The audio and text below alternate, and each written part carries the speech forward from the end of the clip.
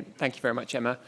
Yeah, as Emma says, I'm Joe Whittaker, and I'm going to be talking a little bit about a research project that I was involved in, published this year with the UK government, and that was on behalf of Dr. Andrew Thomas and William Costello as well. So all the empirical work I talk about will be the three of us together. Yeah, as the title suggests, I'm going to talk a little bit about incels, which is obviously one very specific type of violent misogyny, very focused on the online space. I'm going to kind of go quite quickly because it's quite a big study, a lot of findings and things like that. But what I'm going to really try and do is skip the methodsy bits for the most part. If anyone's got any questions about that, more than happy to talk about them in the Q&A. But really sort of go straight to the headline findings. So before I do, I'll give a really kind of very brief overview of incels. Again, more than happy to go into any more detail afterwards. So they are a group of almost exclusively men. There's some debate in online incel spaces as to whether a quote-unquote femcel can exist, but for the most part, let's just assume we're talking about a group of young men talking online. And they group together about their perceived inability to form romantic or sexual relationships. But the thing that, if you've heard of incels, which I'm assuming most people in this room have, the thing that you all know about them is their extraordinarily kind of toxic, misogynistic postings online. One need only kind of log into one of these spaces and within seconds you're going to see something which is deeply unpleasant. In terms of what they believe, again, it's not really got time to hugely unpack this, but they believe a certain aspect of misogynistic ideology, which is focused very much around the idea of what they would call biological determinism. Apologies.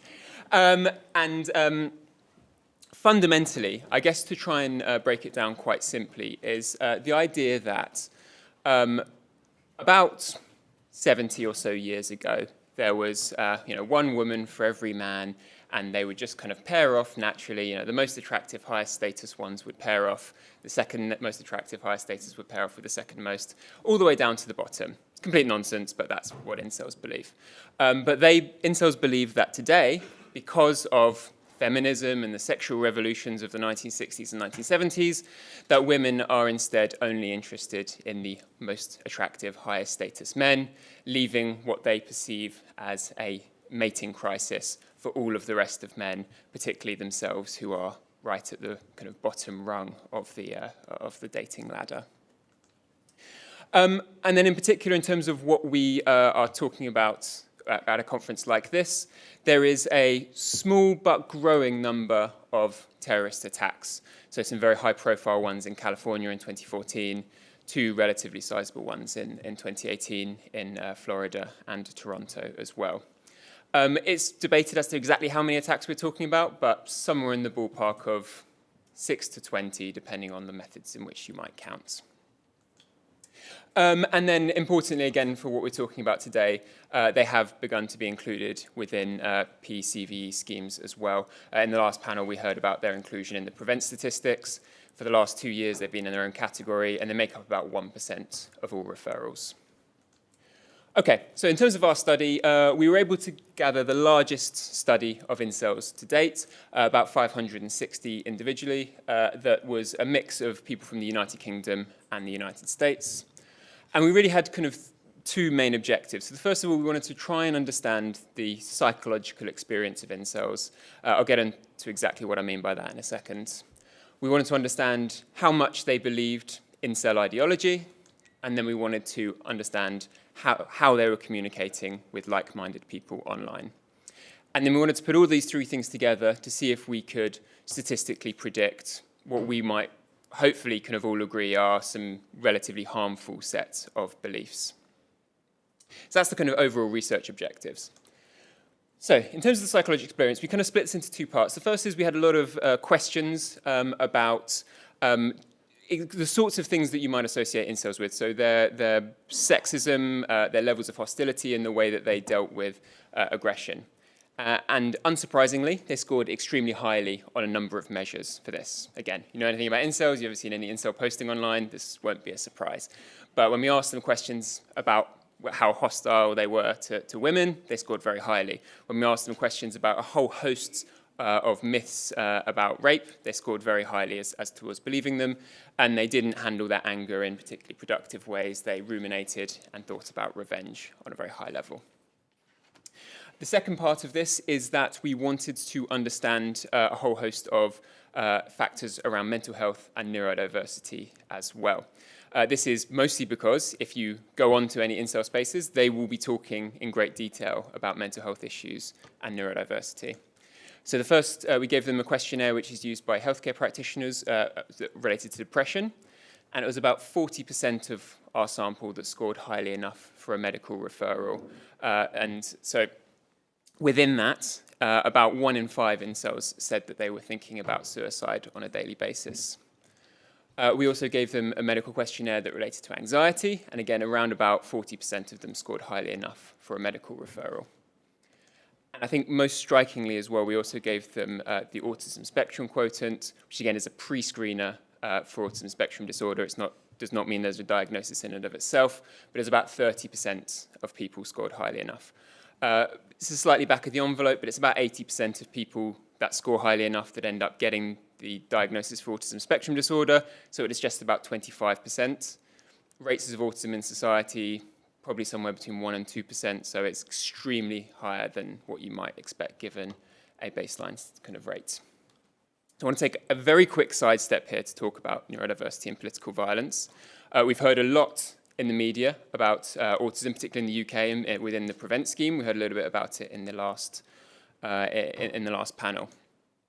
There's not really very much research. There's about 3 or 4 studies that look at terrorist populations and include mental health and neurodiversity, but there's not really that much there. What is there suggests that there may be some level of overrepresentation when it comes to samples, that you might find slightly more people with autism than you might expect given a kind of a baseline rate. And that raises particular concerns specifically about online radicalisation, given the way that we know that autistic people use the internet and why they might prefer certain types of spaces than others. But the real point that I want to underline here is that all of the studies that exist are merely correlational and not causal. There are a whole host of factors, as we all know, that go into things like radicalisation, and the mere existence of more people in the PREVENT scheme that are autistic doesn't necessarily mean that that is the thing that's driving the problematic behaviour. Okay, back onto the adherence to ideology. Going back to what I briefly described before as this kind of mating crisis, that in their mind, around 80% of women are only interested in the top 20% of men. It's around about 2/3 of incels that believe that, so kind of a general, kind of to strong-ish level of support.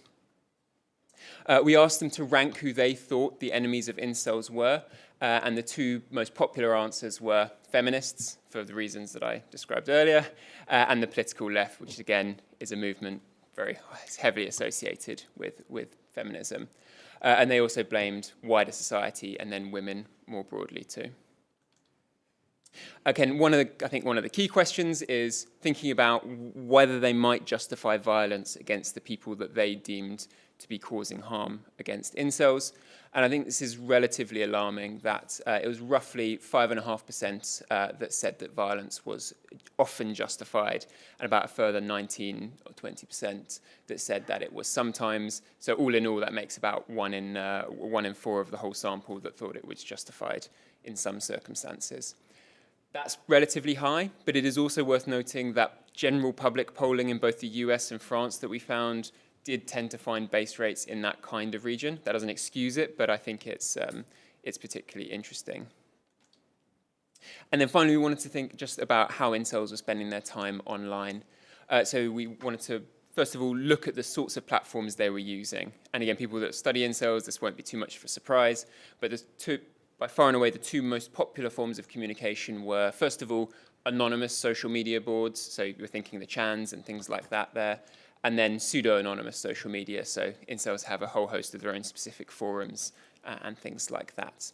Slightly further down the rung was Discord. About 1 in 3 were using that platform. And then slightly fewer than 1 in 5 were using messaging apps. Think Telegram, think WhatsApp, etc. And then about 1 in 5 said they knew another incel in person. So a slight caveat here is we're not suggesting that there is really much indication of incel meetups or anything like that. But I think our best interpretation of that question, and we probably could have been more specific about when asking it, was that they think that they know another man in their life who is also suffering from the same sorts of things that they are. And then unsurprisingly, they were not particularly willing to talk on the telephone or video calls, but it's quite a young sample, and who wants to talk on the telephone these days? Okay, so just to finally some of the statistical results. So what we did was we conducted a factor analysis where we wanted to, as much as possible, set on a harm variable, which was made up of the people that scored very highly. They dealt with kind of anger very poorly. They scored very highly on sexism. They believed a lot of myths about rape. They justified violence and things like that. So we kind of put that all in one big variable. And then we put all of the other factors together to see what would statistically predict it. And I think very much in line with radicalization theory, what we found was that there was a significant correlation between all of the factors and that final harm variable. Again, saying that there's not just one individual thing that's going into potential radicalization, but the wrong set of psychological experiences with the wrong network who are egging them on, and then the wrong ideology coming along at the right time. It's kind of a hodgepodge or a witch's brew of a lot of different things at the same time. Okay, so I just want to speak a little bit about interventions while I've got about a minute left. I think hopefully everyone in this room knows this by this point, but simply removing content from the internet is not going to solve this level of problem. Again, what we can see from the last one is that actually people's ability to network with each other online was the least strong statistical correlation. And I think we've learned at this point, after about 15 years of trying to remove content from the internet, that that alone will not do it. It doesn't mean we should leave the content up, but it means that we should think about multiple strands of activity. In terms of thinking about the kind of interventions we can conduct, clearly there are some incels for whom a counterterrorism intervention is appropriate, and that we shouldn't both beat around that. There are terrorist attacks, and the counterterrorism apparatus should be used in some circumstances. Similarly, more of the things that we're doing in this room, the kind of CVE, preventative space, is also going to be appropriate in lots of others as well. But what I would suggest is let's also not remove other options from our arsenal. That might be a criminal justice intervention as well. A lot of the sorts of things that these people are doing are illegal activities that aren't necessarily related to terrorism, and it might be more appropriate to take other routes as well as that. And as our findings demonstrated, given the very high levels of mental health issues and neurodiversity, it might be some kind of social care intervention as well. I respect that that's often going to be an unpopular sell to a lot of people, but in some instances it may be the appropriate response. Given that incels are part of the counterterrorism apparatus, anyone that is conducting any kind of intervention on them needs to have a good understanding of mental health and neurodiversity as well. We are kind of beyond the point where we can just have kind of a hodgepodge of resources and just be trying to give two different people the same kind of intervention despite their fundamentally different sorts of needs as well. And then one final point, the concern has been raised a lot by people working in this space that, particularly in the UK context, that for a lot of people running through these kind of spaces, taking them through a counterterrorism apparatus may be the quickest way of getting them some kind of mental health or neurodiversity care. And that's obviously absolutely bonkers and not something that any practitioner should be involved in. So, and there's a QR code to the study there if anyone wants to read the full thing. Thank you.